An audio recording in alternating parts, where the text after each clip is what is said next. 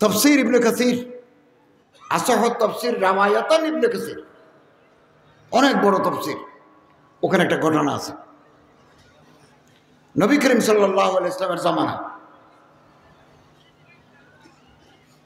সালাবা ইবনে আবি হাতিব, সালাবা ইবনে হাতিব নয়, সালাবা ইবনে হাতিব বড় সাহাবী, সালাবা ইবনে আবি হাতিব ছাগলের খামার, ভেড়ার খামার মদিনা শরীফে, অনেক পয়সা বলা। একদিন নবী করিম সাল্লাল্লাহু আলাইহি ওয়াসাল্লামের দরবারে আসি, বলেন ইয়া রাসূলুল্লাহ, আপনি একটু আল্লাহরে বলেন না, আল্লাহ যেন আমারে কোটি কোটি টাকার মালিক বানায়। হযরত সাল্লাল্লাহু আলাইহি ওয়াসাল্লাম বলেন, আমি তো এরকম দোয়া কোনোদিন করি নাই।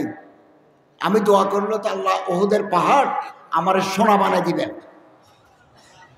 আমি তো এই দোয়া করি নাই। চলে গেল। কতদিন পর আবার আসছে, এসে বলে ইয়া রাসূলুল্লাহ, আপনাকে একটু আবেদন করছি, আপনি একটু আল্লাহরে বলেন না, আল্লাহ যেন আমারে কোটি কোটি টাকার মালিক বানায়।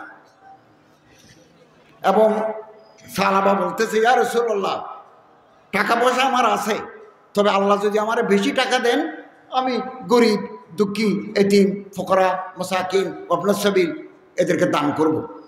যারা মেয়ে বিয়ে দিতে পারে না তাদের মেয়ে বিয়েদের ব্যবস্থা করবো, যারা ঘর তৈরি করতে পারে না ঘর তৈরি করে দেব। তখন রাসূলুল্লাহ সাল্লাল্লাহু আলাইহি ওয়াসাল্লাম দোয়া করেন, আল্লাহুম্মা রযুক সালাবাতা মালান, খোদা সালাবার সম্পত্তি বাড়াই দাও। তো রাসূলুল্লাহর দোয়া মুহূর্তের ভিতরে আল্লাহ কবুল করে নিলেন। সালাবাত খামার বাড়ি, ছাগল ভেড়া, 6 মাসের ভিতরে একেবারে উই পোকার মতো ছাগলের বাচ্চা দিতে লাগলো। আগে খামার ছিল 2টা, এখন হয়ে গেল 6টা। যত খামার বাড়ে মদিনার মসজিদ থেকে তত দূরে চলে যায়। আগে 3 ওয়াক্ত নামাজ মদিনার মসজিদ আসি পড়তো, এখন যখন ছাগল বেশি হয়ে গেছে জুমার দিন আসে। যত টাকা বেশি মসজিদ থেকে দূরে। এরকম মাল বল বনুন, এগুলো ফিতনা।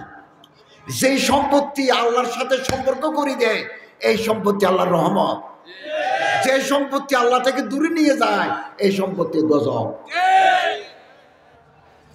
একদিন জুমার নামাজ আদায়ের পরে সালাম ফিরানোর পরে রাসূলুল্লাহ সাল্লাল্লাহু আলাইহি ওয়াসাল্লাম জিজ্ঞাসা করলেন, আইনা সালাবা, সালাবা কোথায়, কোনো অসুখ হলো কিনা?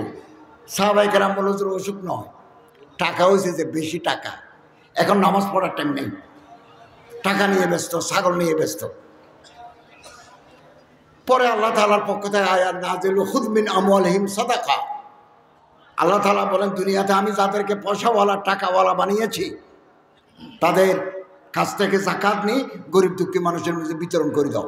হযরত 2টা চিঠি লিখলেন, এটা সাহাবার কাছে আর একটা অটোওয়ালার কাছে। সাহাবায়ে কেরাম গিয়ে অটোওয়ালাকে বলছে যাকাত দিতে হবে। যাকাতের সিস্টেম আছে, কয়টা ছাগল থাকলে, কয়টা গরু থাকলে, কয়টা উট থাকলে যাকাত দিতে হয় হিসাব আছে। 30টা 20টা 5টা এরকম হিসাব আছে, বিধান আছে। অটোওয়ালা খুশি হয়ে গেল, আল্লাহ রাসূল সাল্লাল্লাহু আলাইহি ওয়াসাল্লাম চিঠি লিখেছেন আমি যাকাত দেবো, ভাই আপনারা খামার বাড়িতে ঢুকেন, হিসাব করে যাকাত নিয়ে যান। এই মুনাফিকের কাছে যখন গেল সালাবা ইবনে আবি হাতিব বলে, হায় হায়, কিছু টাকা পয়সা নাড়াছাড়া করি বলে আল্লাহ রাসূল আমার উপর যাকাত ধার্য করে দিলেন, হায় হায়। একথা বলে, দেবে না একথাও বলে না, দেব একথাও বলে না। সাহাবায়ে কেরাম ফিরে আসছেন, এসে বললেন, ইয়া রাসূলুল্লাহ, ওটওয়ালা যাকাত দিল, ছাগলওয়ালা হায় হায় করে। কিছুদিন পরে কোরআন শরীফের আয়াত নাজিল হয়ে গেল, ওয়া মিনহুম মান আহাদাল্লাহ, যারা আল্লাহর সাথে ওয়াদা করে, আল্লাহ যদি আমার টাকা পয়সা দেয়, লানা সাদাকান্না ওয়া লানাকুনা মিনাস সালিহিন, নূরে তাকিদ লামে তাকিদ, डबल ताकिद, हम जरूर बिजरूर अदा करेंगे, सदका देंगे। আল্লাহ যদি আমারে টাকা দেয় আমি অবশ্যই যাকাত দেব, নেককার মানুষের অন্তর্ভুক্ত হব। আল্লাহ যখন টাকা দেয় বখিলু বিহি ও তাওয়াল্লাহু মুরিদুন, মুখালতি করে দিতে চায় না, মুখ ফিরে ফেলে। রাসূলুল্লাহ সাল্লাল্লাহু আলাইহি ওয়াসাল্লাম এই আয়াতে ব্যাখ্যা মদিনার মসজিদে করলেন রাতের বেলা। সালাবার মামা ছিল ওখানে উপস্থিত। রাতের বেলা খামার বাড়িতে গিয়ে বলে, বাগিনী হ্যাঁ ঘুমাচ্ছ যে, তোমার সম্পর্কে আয়াত নাযিল হয়েছে, কালকে যাকাত দিয়েছ। 500 ছাগল, 500 রশি দিয়ে বাঁধি রাখাল বালক নিয়ে মদিনার মসজিদে আসছে সকাল 8টায়, মদিনার সাহান ভর্তি। হজরত বললেন কোনো গজবা নাই, সরিয়া নাই, যুদ্ধ নাই, এত গনিমতের মাল কোত্থেকে আসলো? সাহাবা আসি বলে, ইয়া রাসূলুল্লাহ একটু দেরি হয়ে গেল, চিঠি পাইছি, জাকাত নিয়ে আসছি। আল্লাহ রসুল বলেন, গত রাতে আল্লাহ আমারে মানা করে দিয়েছেন আমি না তোমার কাছ থেকে যেন জাকাত গ্রহণ না করি। আমি আপনি ক টাকা জাকাত দেব? আল্লাহ তাআলা গ্রহণ করলেই তো কামিয়াবি। এদেশে অনেক ধনী আছে, কোটিপতি আছে, ফ্যাক্টরির মালিক আছে।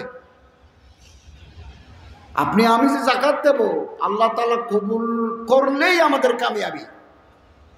আল্লাহ তাআলা কবুল নাও করতে পারেন, জাকাত দেওয়ার আগেই আপনি দুনিয়া থেকে বিদায় হয়ে যেতে পারেন। অতএব শুকরিয়া আদায় করি, নেয়ামতের শুকরিয়া, জাকাত।